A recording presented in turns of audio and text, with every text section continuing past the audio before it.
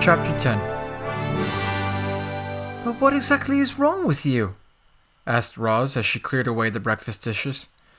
As usual, she was in a hurry. Enrique shrugged. "I don't know, I just don't feel good." "Is it your head? Your stomach? Do you feel nauseous?" "What? Sick? Do you feel sick?" Enrique shrugged again.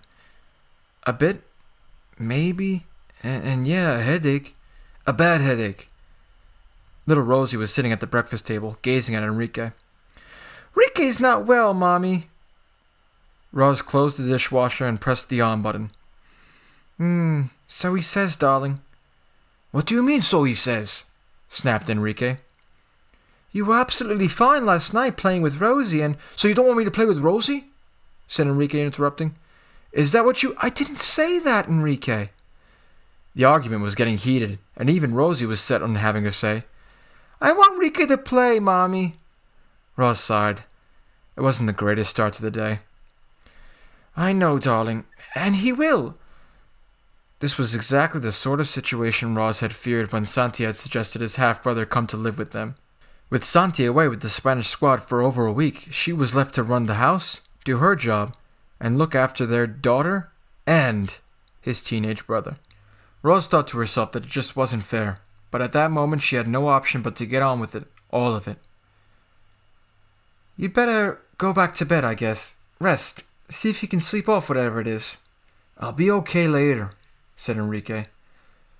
"We'll see, but you'll have to give the academy a miss this evening." "No! I can't miss the academy. We have a big game on the weekend."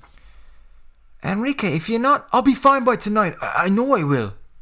Roz didn't have the time to continue the debate.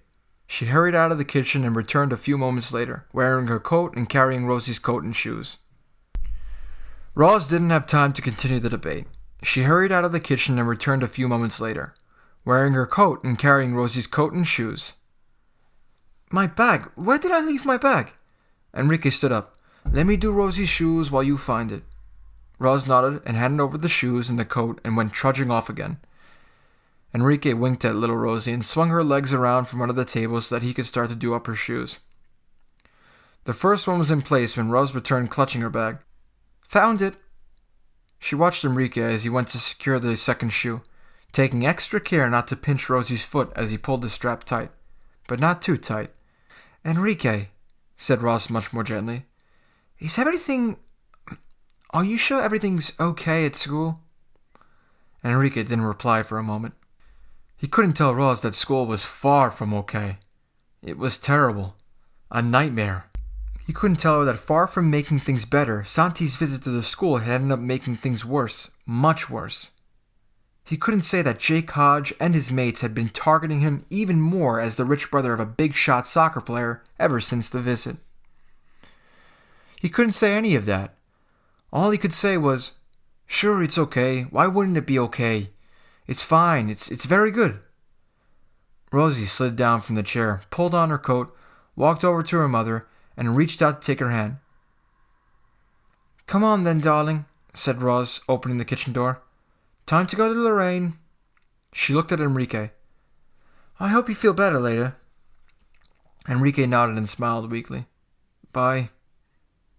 Roz went out to the car, strapped Rosie into her seat, and got behind the wheel. She secured her safety belt and started up the vehicle, thinking that she would speak to Santi about his brother that evening. Then she looked at Rosie in the rearview mirror. She was waving to Enrique, who was looking out the kitchen window. "There is something wrong," said Roz as she pulled away. "I know there is." End of Chapter 10.